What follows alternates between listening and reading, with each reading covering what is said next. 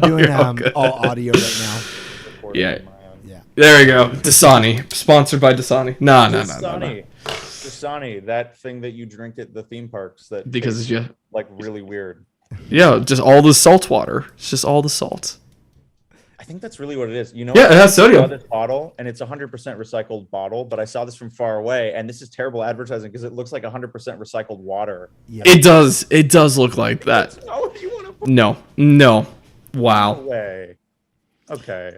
All right, Thomas. So talk you're gonna about- do the intro, and then Yeah. How does this go down? So we're gonna. Well, you'll feel it. You'll feel it. I'll introduce you. Feel it. I'll introduce you. Tim is gonna list off some things about you that we have, just like how we know you, some of the accomplishments that you have made.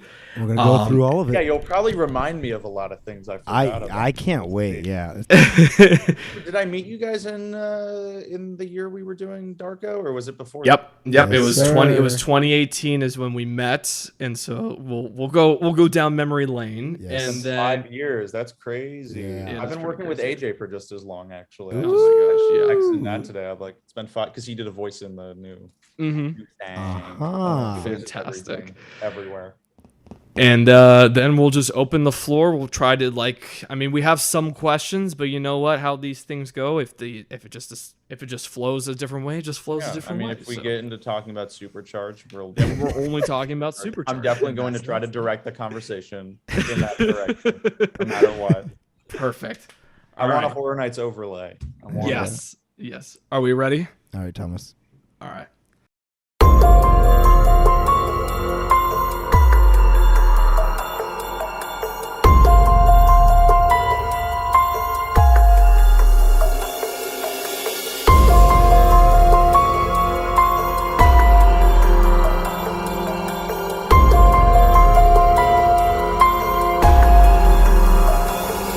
Hello and welcome to the Pick Your Brain podcast from the Demented Minds of TLEV. I'm Thomas. And I am Mystery.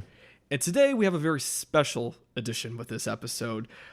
As we were building up more and more to the haunt season, you're going to see some of the familiar faces that have been on this channel, and we're going to be seeing some deep dives into the successes.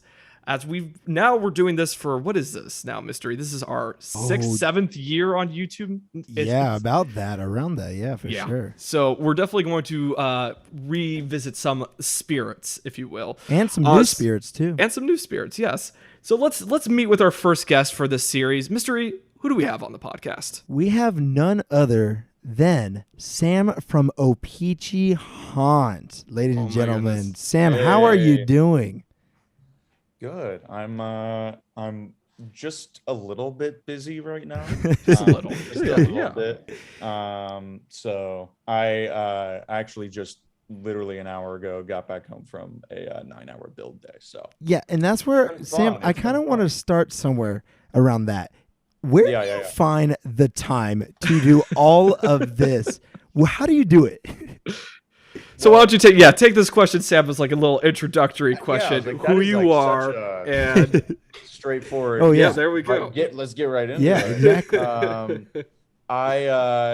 I didn't find time last year. Mhm. Last year didn't happen. Right. We posted like a straight up I think thing on our Instagram and Twitter, like we're just not doing it this year. I really didn't expect to do anything else this year, frankly. I think Okay. I used to here's the old question, or the old answer. Sorry. I got two answers. Old one, I was in high school at a very lenient, weird art school that had like a kind of just a different homework expectation, and I think I Fantastic. was sort of able to like finesse the haunt within that. Now the new answer is I'm in college, and I thought we were never coming back, and then in Oh, wow. 2020 I was on like Zoom school, so I was stuck here with Yeah. nothing to do, and I was like, we should do a little bit of something. So I don't know if you remember, I did a kind of a drive-through audio experience thing. It was a very specific type of event. Right. So we Mhm, technically did a mhm. little bit of something in 2020.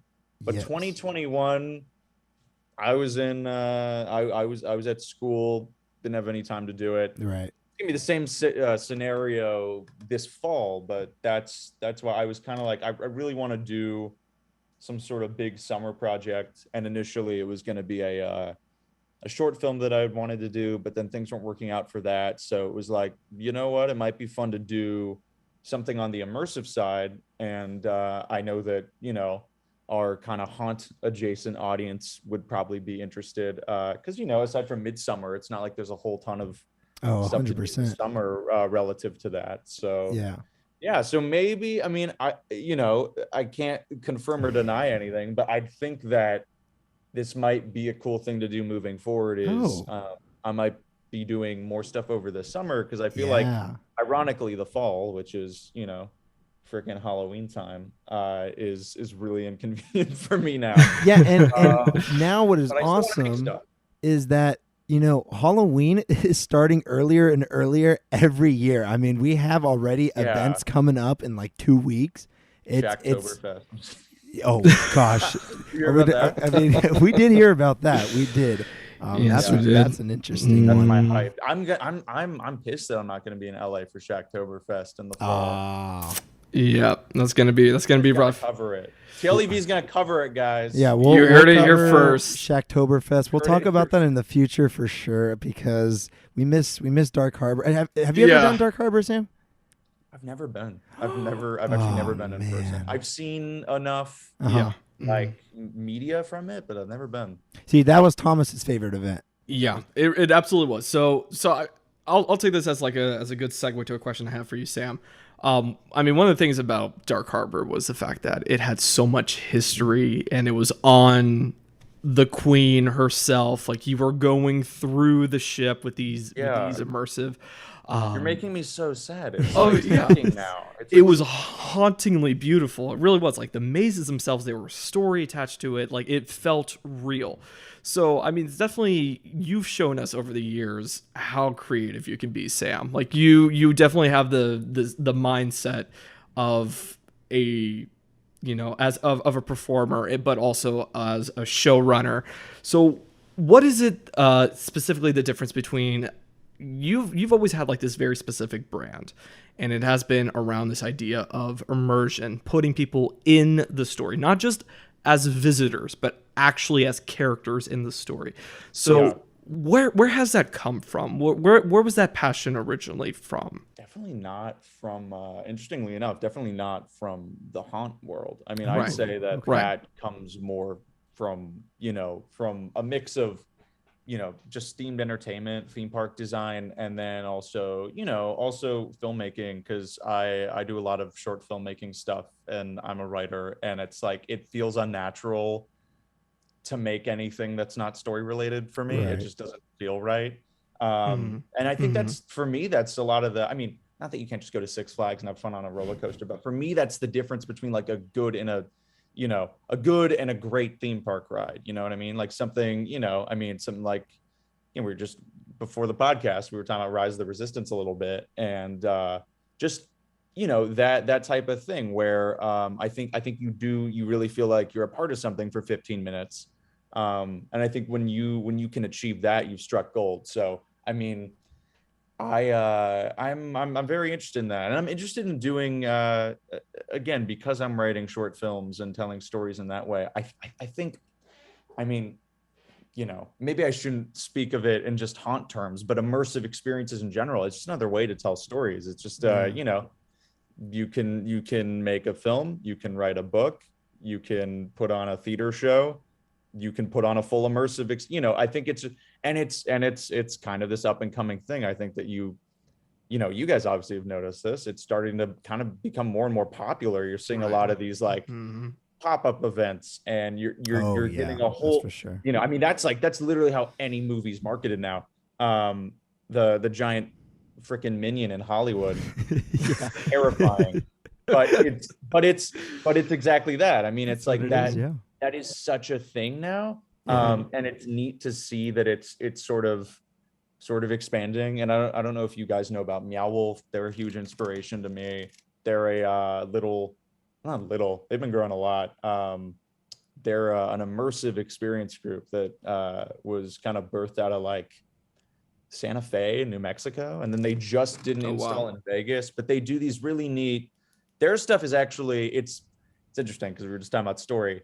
Their stuff is kind of it's based in a general story, but what I really like about their stuff that like Disney isn't doing, or a lot of other haunts aren't doing, or it's just very specifically their thing, is they're all visual artists, so it's all like really surrealist immersive experiences. And after I saw one of their things for the first time, I was like, this is really cool. This is what immersive should be used for. I love doing, I love the idea of like, let's recreate, like King's Cross at Universal in Orlando. Like, let's recreate this real place for real or for fake in another place.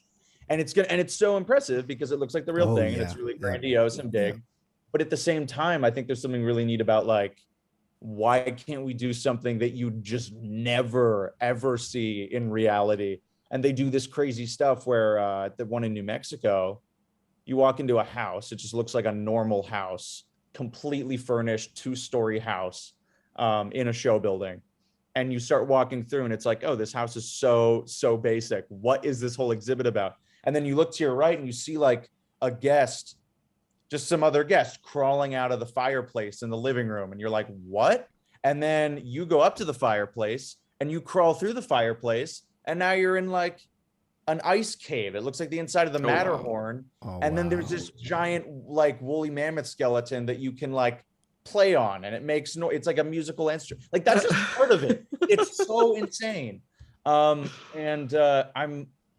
it's weird where I'm really into story. But I'm also I'd love to do something as surreal as that somewhere down the line, because I like how crazy that is. It's way more emotionally effective than if you were to do, more of like an experimental film or so. It's just I don't know. It's way cooler to do half of that in person.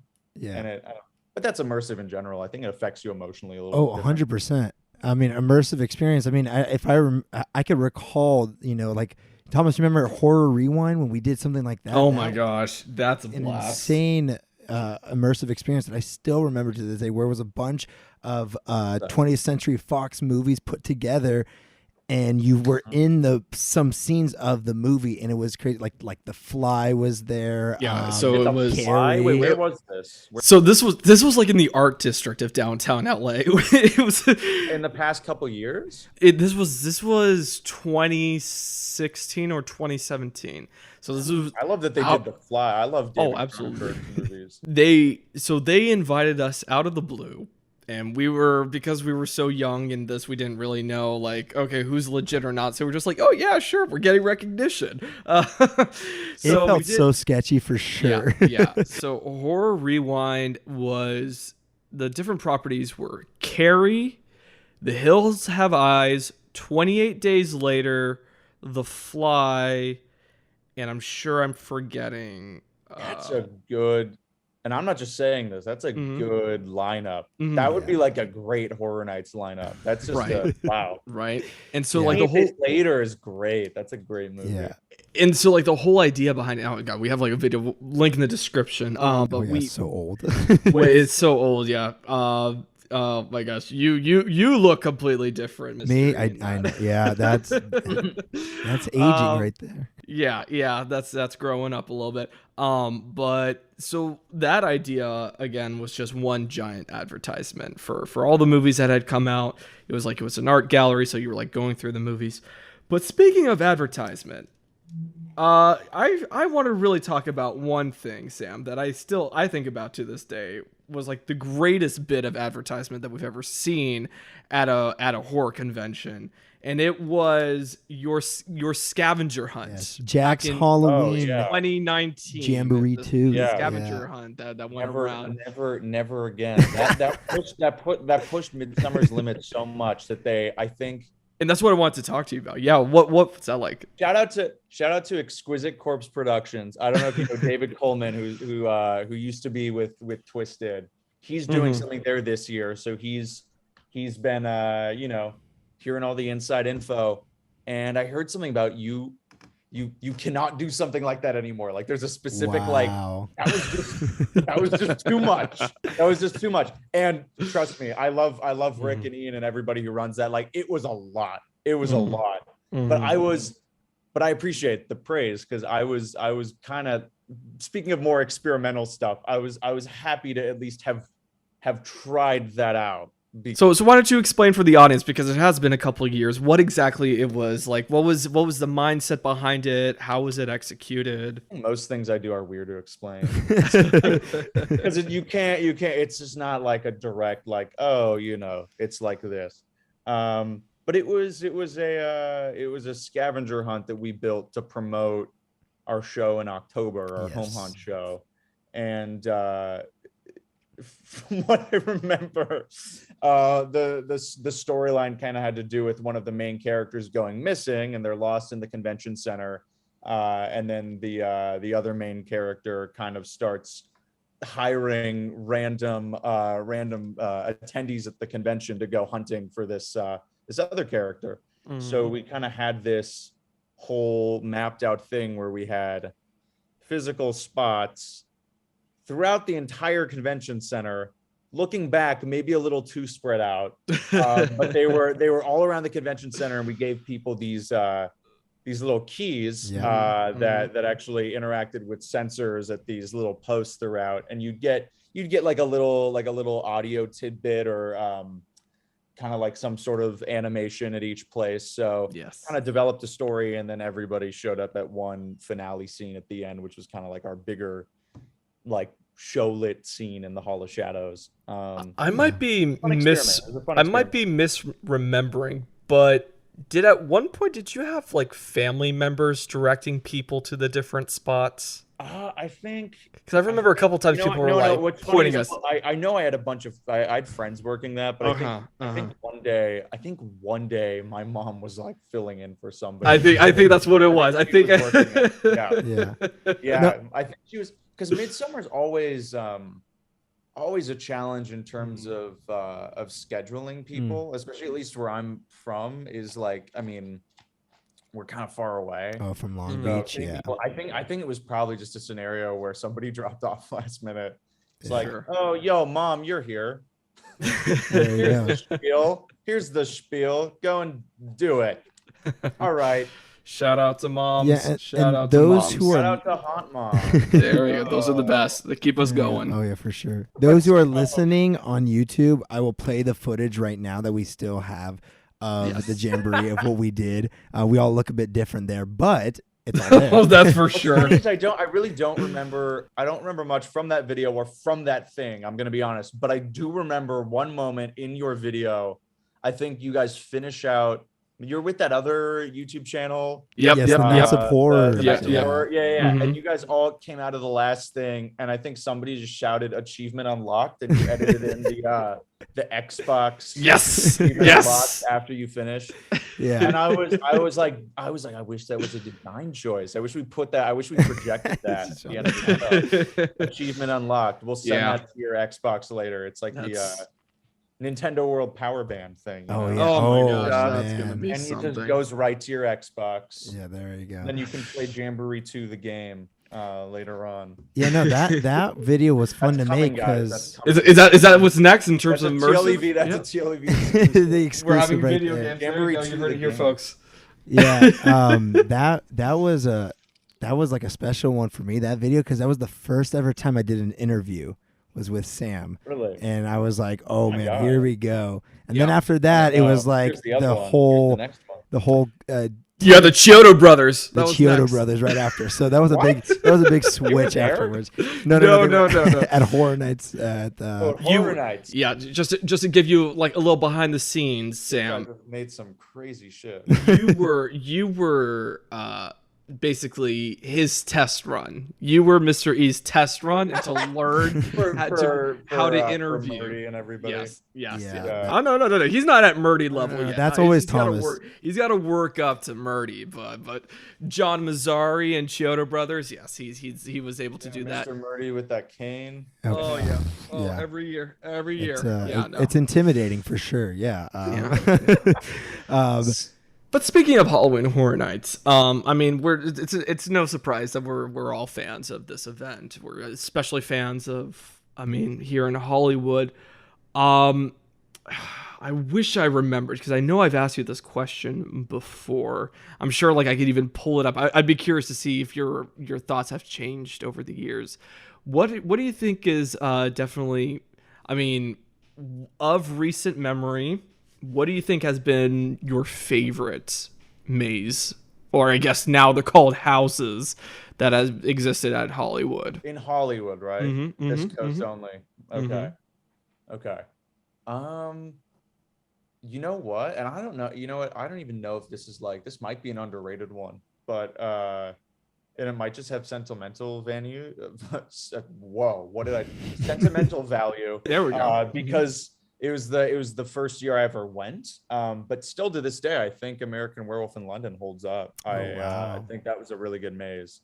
I don't know. I don't know. I mean, Tom, did you see that, Thomas? Yes, yeah. Oh, yeah. So that was my second year going. I started in 2013. American Werewolf in London was by far, it still is my top three. I just think it was. I don't Mhm. know. For Hollywood, it was just a very well executed. Yeah. Like, I don't know. It was nice. And I'm just a, you know, I might be biased because I'm a fan of that movie, and I think they, you know, sometimes Horror Nights teeters on like, you know, they'll hit those moments that you Mhm. want them to hit, and then sometimes they Yeah. don't. Right. That was one of the one times that not one of the one times. What am I saying? That was one of the times where they really did hit Yeah.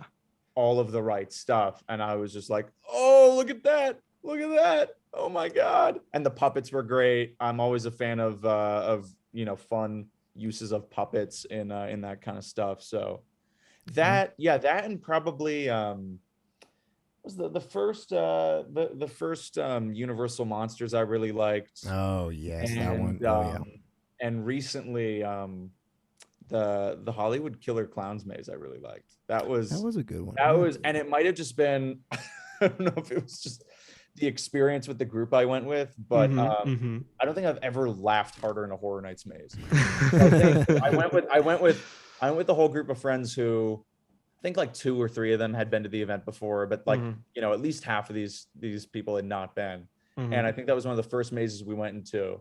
And everybody was hyping up the event like, you know, guys, this is like so scary. This is like so scary. And we were going to the Killer Clowns maze. And they were like, I can't believe it. Like, you know, they're playing like Looney Tunes sound effects and stuff. And Right, yeah. everybody was kind of doubtful at first. But then halfway through the maze, like half of that group was like on the floor, and we were just dying because we're like, it's still scaring you guys. Oh, That was yeah.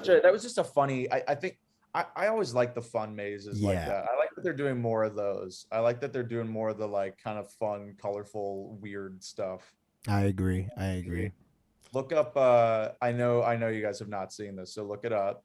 House, 1977 Japanese horror movie. That would be an insane, like, fun house type Horror Nights maze. Go watch that movie, everybody. Writing it Go down. on Boy. HBO Writing it Max. down. Everybody write it Listeners, down. yeah, you There's write it actually an down. Easter egg for it in our new show. Oh. It's just There like we one of go. my favorite. It's the weirdest thing you'll ever see. It's so it's and actually it's one of the only movies I think I can attest to. It's one of the only movies that is simultaneously so bad it's good and genuinely good at the same time. Somehow it's both. Yeah. Like one moment you're like, oh my god, this is so cringy, I'm laughing, and then the next moment you're like, oh my god, there's legit artistry going into this movie. Oh Like, really? I can't name many other movies that fit into that. It's funny as you described that. I think of Malignant, which I thought was very like, what the hell is this? It's so cliche. But then there were some, yeah, it was so weird. But then there were sequences. It's like, oh shit, this is actually pretty good. James Wan is really flexing his muscles again. All right, there we go. That's a fun, like, not maze, house movie. Yeah. That's a fun. I think that'd be a fun. That would be fun. That would be fun. And you know what? Like you, Last yeah. Night in Soho, the Edgar Wright movie. Oh, I want to. Was That's that on was my that list. good? Is it good It or was great, and, yeah? and it was so house material, and it was put out by it's a Universal property. Oh, I hey would love to now. see them do Hey that. now. Well, Sam. So speaking of IPs, you've worked with IPs before, and this is where we actually met you in 2018, the Donnie Darko Oh, yeah. Experience. Mm-hmm. Where did that idea come up? Where did that come from, That idea Sam? come from? That was I think just a combination of a few things. It was like it's not even like, oh my god, it's like my number one movie of all time, but I love that movie. I've always loved that movie. It's been up there for me. It's just a weird, trippy, kind of scary movie. I don't really know how that movie makes you feel. It's not necessarily scary, but it's also kind of a comedy, but then it's also not. It's all over the place. It's a very interesting movie, and I'd been into it for a while, and then at the same time I was also kind of itching to do like some sort of like, wouldn't it be fun to just try to go a little bit more in the Horror Nights direction of like doing a property, because like we were talking about, every single year I'm doing original stories, which I love to do, but I think because I like to do that so much, I was like, okay, maybe it would be a fun new challenge to do something that isn't that and work within something that already exists. The third reason we did that is because I didn't want, I was thinking about different movies and stuff that I liked, that I would want to see, and Horror Nights has already covered so much. There's certain stuff that I really like that they haven't covered, like House, which I hadn't seen at the time. I probably would have done House. I'm gonna be honest. Okay. Probably would have done that.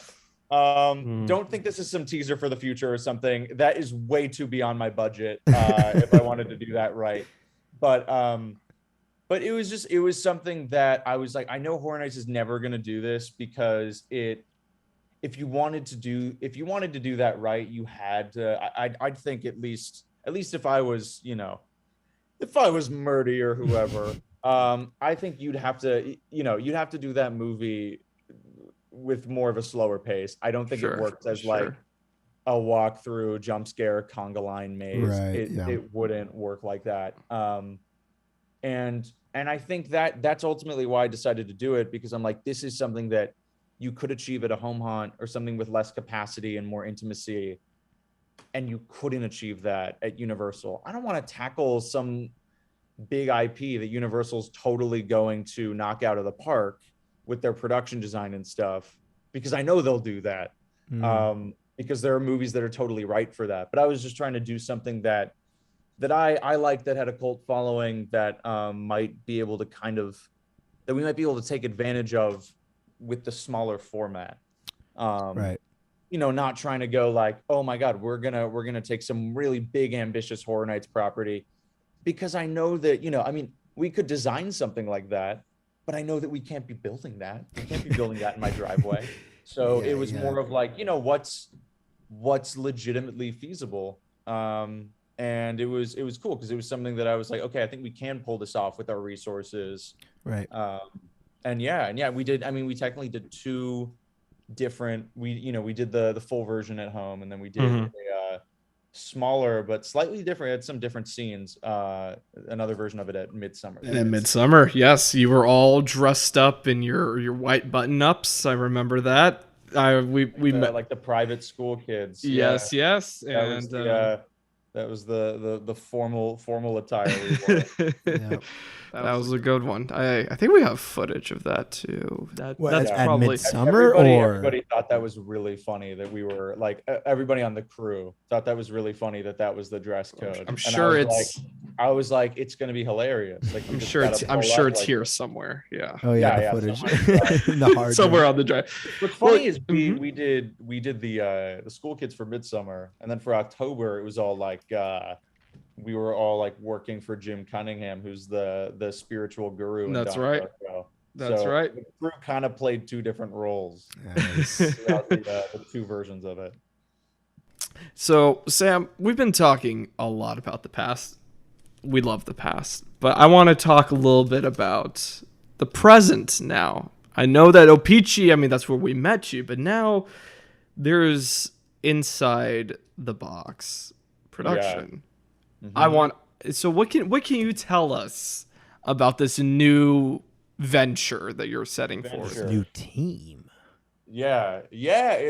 That's Well, is it? Is it a new team? well, that's the exciting thing is it's not a specific new team. Like there's not a locked. Well, okay. Let me start from the beginning. So this is I kind of wanted to I knew I eventually wanted to kind of branch off, create a production company of some sort. And I sort of already had one during high school for my short film stuff, but I knew I wanted to drop the name after a while and kind of just make something. And then when I started figuring out this new brand, which is initially just film based, I sort of started to think about, I mean, I do both of these things.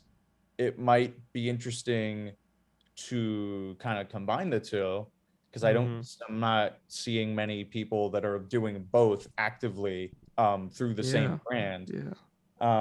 And the name and everything, ironically, Inside the Box as an ironic name was kind of derived from the fact that I just like doing different things. Like every project is just like I just don't like doing the same thing again. Except for Jamboree 2, I did a sequel, but at the same time, it was a completely different show. So technically, I did do the same thing twice, but I usually don't, guys. Okay, disclaimer. But yeah, so I just kind of like the name because it's obviously so the opposite of that, and it's kind of about like, hey, we're kind of just down to do whatever. And I mean, typically within the film and immersive world, but I don't know, we might want to branch out beyond that. And I mean, I've been thinking about it's been a second since I've been able to properly tackle a film project since COVID. To kind of throw everything off. And I've done some little things. I did I don't know if you guys saw, I did a Sci-Fi had that new Chucky show last year. And it's kind of incredible that I landed this job, but I directed an animated bumper for Sci-Fi for that show. Oh, wow. Oh wow. I've been doing that's the only horror related thing I did, but I've been doing I did a couple of music videos and I did that. So I've been doing kind of That's stuff for other fantastic. people, but I haven't been doing any of my own short films. Sure. And and usually in the short film world, I'm not doing horror. I'm usually doing like comedy. But what's funny is, and I won't elaborate. I'm not going to leak, but I have I'm not going to Marvel leak here, but I have a short film idea that I've been developing for like 2 years now that is totally a horror movie. And I was just pitching this to a friend literally the other day. I was like, because this really brings together both worlds, which is kind of what I was talking about doing with this company. Yeah. I was talking about, wouldn't it be great to, because we're going to release this film anyway. It's probably going to go through festivals and stuff. I've done that before. But what if we do like a real premiere party somewhere? Maybe it's even at my house, wherever, where whole audience comes in, watches the movie, and then after the movie, we have an entire walkthrough haunt experience because we literally have props and sets from said movie. Yes. and you're forced to exit out after the movie, and you have full context of everything you're looking at because you just saw the movie. Oh, for sure. Yeah. Because I've never seen something like that. I was like, it'd be so cool to go in, watch a little 20-minute short that's brand new, and then just be thrown into the world for 5 minutes. Yeah. I want to do stuff like that. That's really kind of cool. Kind of like get to. I mean, I admire that so much, Sam. That is so cool. I mean, that Really be exclusive. I don't think I've said that out loud yet, but that's the plan. Yeah. projects Of too. I mean, course. that's the thing too, is like beyond horror stuff. And we can get into the new thing in a second, but the new show is, it's obviously horror themed, and that was kind of intentional, I mean, really, because, I love doing that stuff anyway. And I love doing that stuff live. I think it has a really different presence live than it does in film. Like horror live, if it's done well, really, really hits. Yeah.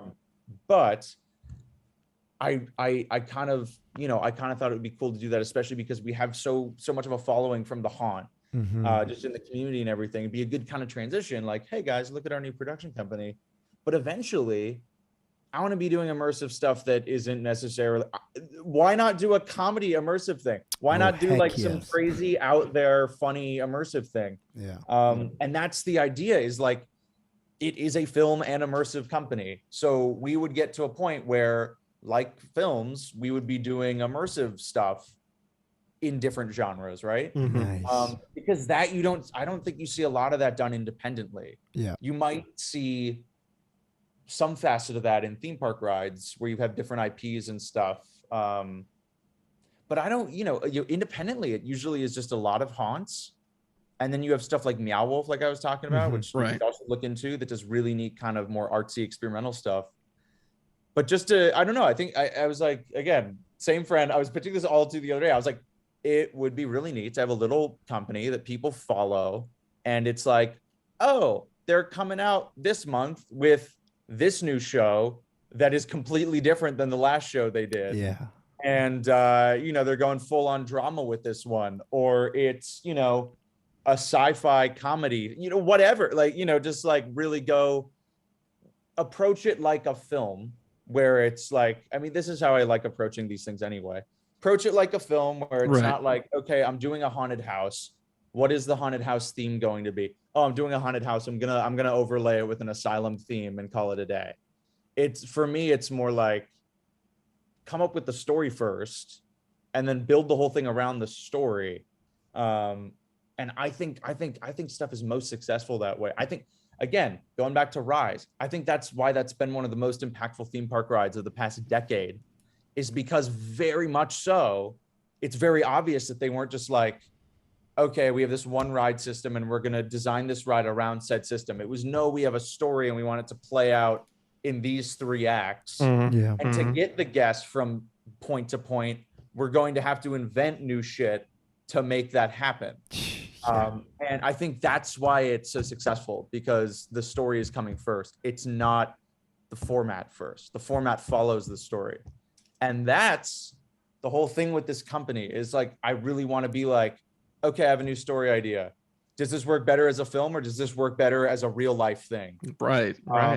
Because who's thinking like that? Like, I just think that would be a really cool way to helm a company. Because then it's like, okay, well, they put out a new film, but now they put out this other thing, and I want to go and see that in person, and it's a whole different experience in person, right? I mean, I don't think, I know there are pop-up experiences, and there are literally immersive experiences that are designed for selfies and for videos and stuff, but I think immersive, like, should be designed to experience in person. And all that other stuff, design a film to be watched, right? But if you're going to do an immersive thing, I think it's very important that that what you're doing story-wise or experience-wise is serving immersion, So I don't know, that was a really long tangent. No, that's a great answer. There's the company in a nutshell, I guess. That's where I'm trying to go with it, is kind of merge all that stuff. Because it really is merging, by the way. Like, when I was talking about, like, all those, like the It pop-up thing a couple of years ago, like that crazy thing they did. Experience, that was a movie promotion, and it was so extra, but it was like great. Like that's why it was great. So it's neat that the film industry is kind of like dipping into that now. I just want to see them literally like cross. Like, what if we make a movie for an immersive experience, and like they, I don't know. I think that would be interesting. You should be the first, Sam. You should be the first. There we go. I gotta tell you what, Sam. If anyone's going to do it, it's definitely you, with your experience and with your drive. So why don't we talk a little bit about what's happening later this month within our walls? It's a good transition. Yeah, it's like a week and a half away, which is crazy. We're actually there though, which is good. Like, in terms of our progress, sometimes with the home haunt, it literally is like, you are doing so many things the day of opening. But this has been really a little bit more comfortable. Like this set, we're in set dressing right now. We've had the sets up for a little bit. It's been a lot, but I'm excited for people to see this one, because it is the epitome of story first. It was something that I kind of just had a general idea for initially. Was going to possibly be a short film, And then I kind of flipped it and went, no, this would be way more effective in real life. This would be way more effective. Because initially it was kind of just like, okay. And it kind of came from, so the inspiration for this thing came in two parts. One part was the general concept. The second part was kind of the inspiration for the immersive part of it. And you'll like this because you guys will understand the inspiration for the immersive part of it. Initially, I had a weird ass dream. And it was like, this has never happened. It's the artsiest thing to be like, yo, I saw this in a dream. Like, this has never happened to me before. But I really did. I had this weird dream. And I don't exactly even remember where I was or what I was looking at, but I remember I was like looking through a vent. I was like looking through an air vent at somebody like doing something without them having any idea. And I was really disturbed by that. It was kind of it's one of those in-between things where it's not a nightmare, but it's definitely not a pleasant dream. It was like a fever dream without a fever. And it was just weird. And I woke up and I was actually sleeping over at a friend's house who's actually working on this project now. And I was like, yo, I just had a weird idea for a film. Like, it'd be really weird to shoot like a POV movie where you go full, Halloween or whatever with like the POV camera. But you're like inside of a house, like watching people, and like all the scenes play out that way. And maybe you don't even find out who you are, and maybe that's creepier, but you're just watching all these things happen through these POV shots. And initially I was like, oh, I want to do this as a one-shot film. Like, we'll never break the shot for like 20 minutes. And it's basically a play anyway. Right. So eventually I was like, wait, I have some time this summer and I've been itching to do something immersive. This would be even scarier if we put people in that role, because I don't think you're ever going to a haunt or an immersive experience like this, correct me if I'm wrong, where you as an audience are disturbed by the fact that you're being put into an antagonistic role. You're always in the victim role. Every haunted house is some dude chasing you with something. I'm not going to get into the story very much because we intentionally haven't with the marketing, because there's so many surprises. Fantastic. But I will say that eventually you do lead an antagonistic role. And in a weird way, here's the fun thing we play around with psychologically. Initially, that's funny. And that's kind of, you get a kick out of that. And it's like, oh shit, wait, I can like fuck with these people. I fuck with these people. But then eventually some stuff turns and you're like, oh wait, no, now I want to get out of here. I don't want to be in this role anymore because they know that I am. And it gets really weird really fast. And it's all about playing with expectations and things. And I will say, this was the second part where I was going to talk about the inspiration for the live experience. Because I remember, at least you, Thomas, you went on and on about this. This was the surprise hit of the Donnie Darko maze at our house. Was this one scene, our least technically savvy scene. It was literally the simplest thing, but somehow it was the most effective. Where we set it up like a mirror. We had this one actor playing Donnie, making eye contact with, it was very intimate because it was one person at a time. So it was you and one actor in a room. And it was all about, he didn't even do very much. It was just all about intimacy and contact. And it was weird, and it weirded people out. This is that as a whole show. So if that was weird to you, this is 20 minutes of that. Wow. This is 20 to 25. This is like longer, about the length or longer than Jamboree 2 worth of that weird contact with actors. And it really was so good. They are so good. We brought a lot of new performers on this year, some of which are like, there are some older characters in this. So, usually it's me casting my friends, but there are a couple characters in this that are in their like 40s and 50s. Oh, okay. So I don't know if you've ever heard of like Delusion, that immersive play in LA. We have some ex-Delusion cast members. We have some crazy actors in this show. And we are about to start in-person rehearsals. We've only been doing reads over Zoom, and it's hard to convey stuff through Zoom. Sure. The timing is off. there's so many moments in the show where people are cutting people off, and you can't cut people off on Yeah. Zoom. Like, it's just the timing is all thrown off. We have people on different time zones rehearsing on Zoom. Like, it's crazy. So, but still, even then, the intensity that these guys are bringing is crazy. And it's not a typical like haunt-y. I mean, we love scare actors, we love them, but it's not that typical in your face like thing. Yeah. It's just character dynamics and relationships and emotional intensity that you are just feet away from. And something about that is weird. Because even at a normal, it's a play, it's a one-act play, it's 25 minutes. You're in one place and the story plays out. But it's very different looking at something happening on a stage where even if you're in the front row, you're still like 15 feet away from it and it's above you, right? You're in this situation where in most instances, you are within like 5 feet of every performer, even though you're definitely have a divider between you, because you're looking through a wall. You're very close in proximity. And that's something that in terms of writing it and designing the sets and everything, I was very specific about with the team. Like, this is all about proximity. # irony because COVID, but Right, it's limited capacity experience. Right. That's the cool thing too. I forgot to say, it's like 5 to 10 people max per show. Oh wow. Okay. You're in a 40-foot long hallway with like just maybe 5 other people. So we're playing with space in a weirder way, where now instead of having the Donnie Darko thing where it's just you and you're in a very small space with somebody, now you're in this big space with still almost nobody. And then these actors that are very close to you.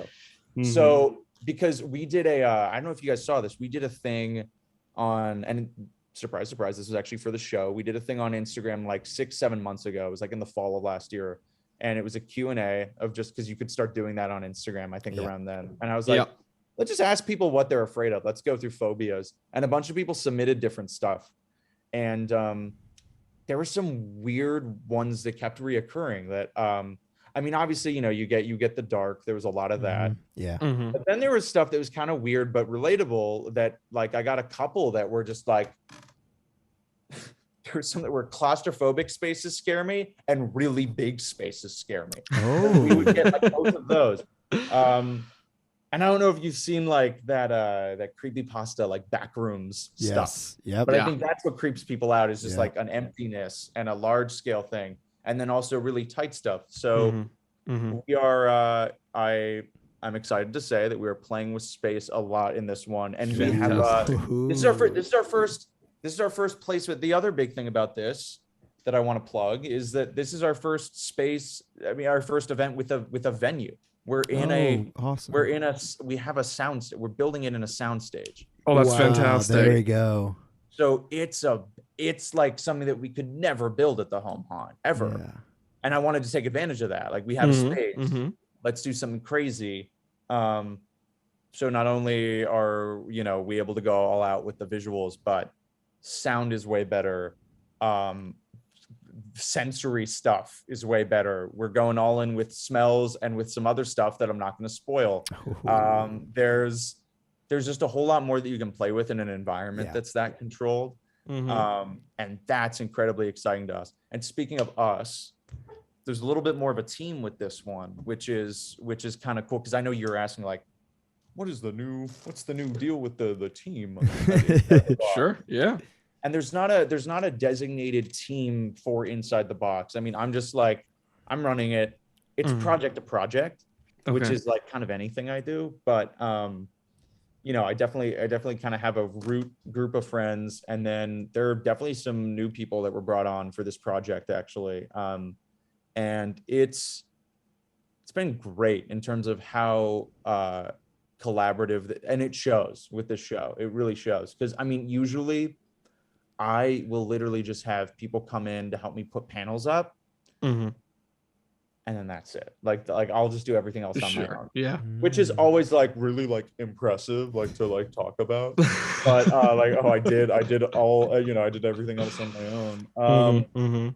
But it's obviously limiting too. And I think it's just because of the fact that it's happening during the school year and everybody's, I couldn't do something like this back then where I really bring on enough other people, but this project's great where, I wrote, directed, I'm doing a lot of the tech as usual and the audio mixing. And, I'm still wearing a lot of hats, but now we have like an art director and somebody who kind of oversaw construction specifically, who knows what they're doing. And we have like stage management. So it's just kind of like a whole new world in terms of, also we have an original score. Somebody composed. Oh, damn. Yeah. So yeah. Also the same dude who I had the dream at this guy's house. Became the composer. Yeah. That's so awesome. So we have when you walk into the lobby area, we have this like really neat original like synth score that is just like so freaking creepy.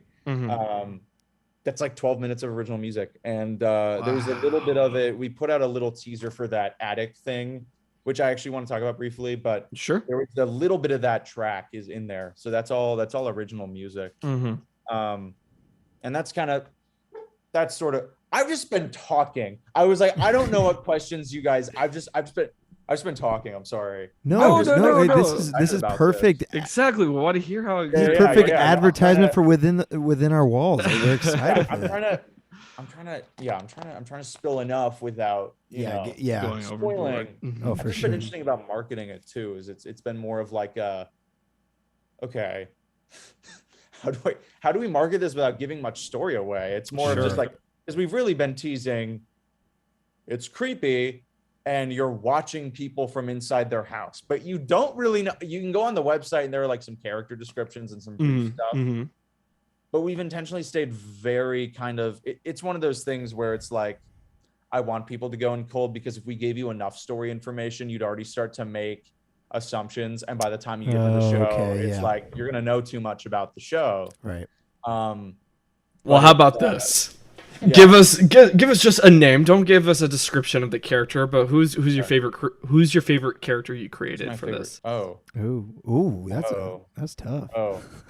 And they're fun characters too. Because it's, aside from Jamboree, first time we've written a full like script or something, so they're very fleshed out.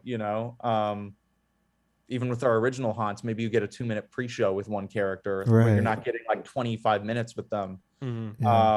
And also, aside from Jamboree, this is the first time I've written something darker at that length and with that amount of stuff.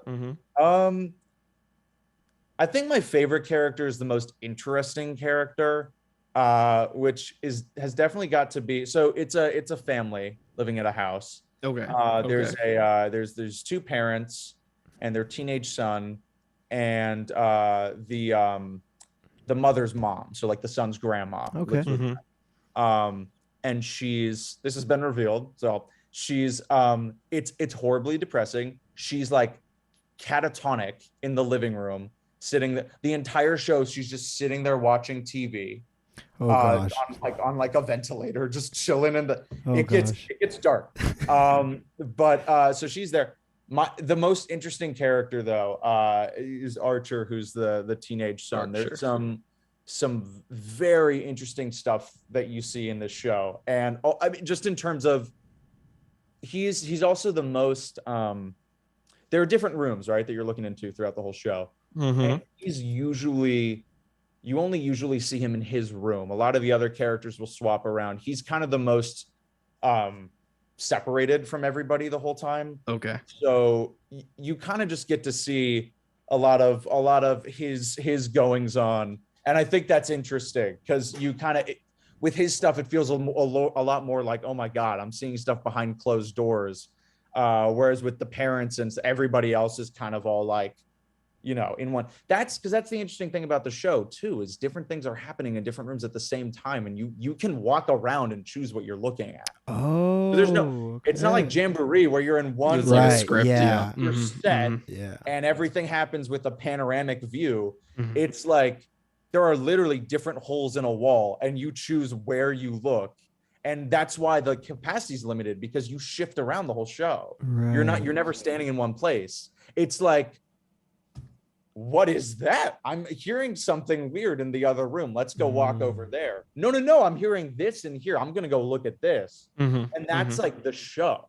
So you have Fantastic. certain scenes where stuff will like condense into one room and everybody gets into one situation together, and then everyone's like, oh, we want to watch this one thing. There are totally moments like that, but then there are moments that really split up, and it's fun because you kind of get to choose what you're watching. So my insight to you guys, and honestly, because y'all are freaking media, you'll probably see it more than once. Whoa, thank you. I'd say definitely, if you're trying to just watch some weird stuff individually, go to Archer's Room. Go to Archer's Room. About the entire show, there's just interesting stuff happening in the background. He's very quiet. There are only a couple scenes where he's really talking. Interesting. But there's a lot of interesting stuff. He's an artist. There's some crazy doodles on his wall. He's working on some stuff. Oh shit. Pay attention to all of that. There's some interesting, there is visual foreshadowing and interesting set design stuff we're doing throughout the whole thing. So just pay attention and look at what you want to look at. It's a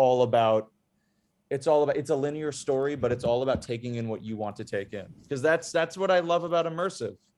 I think that's the thing, right? Not everybody's having the same experience. Yeah, I haven't even seen the show yet, and I'm already getting antsy about it. So, and I've barely said anything. Yeah, exactly. This is I'm not trying to say anything. Yeah, but, you mentioned the grandma, and that got me going. Really weird path. What? You mentioned the grandma, and that got me growing. That she's all like catatonic already. Ooh, I'm not ready for that. No, she's basically dead. Gosh. Dead. Okay.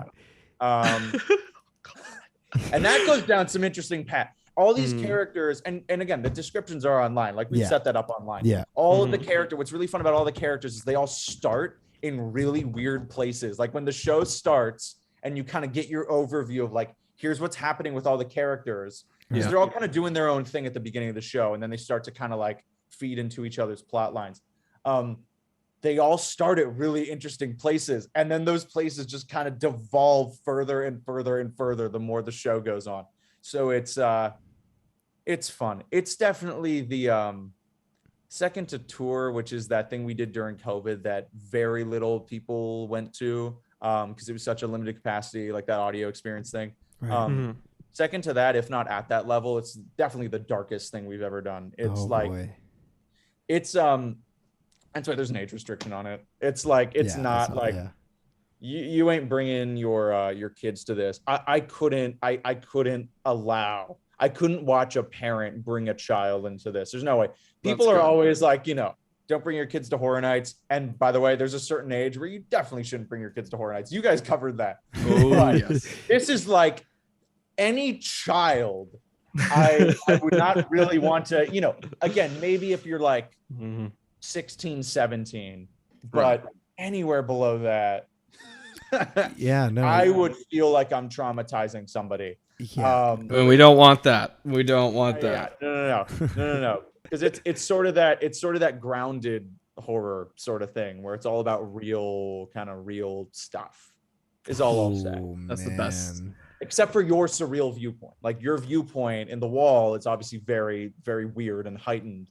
But the stuff that you're watching kind of just feels like you're intruding on like stuff that you shouldn't be seeing, like very personal family stuff. That is going on. And I can say, Spency's on the website. By the way, this whole family, they just as soon as you get inside the house, it has been about an hour since they got back home from their 9-year-old daughter's funeral. Oh wow. To add on to the disturbingness and sort of the melancholiness of it. That's where you find them at the beginning of the show.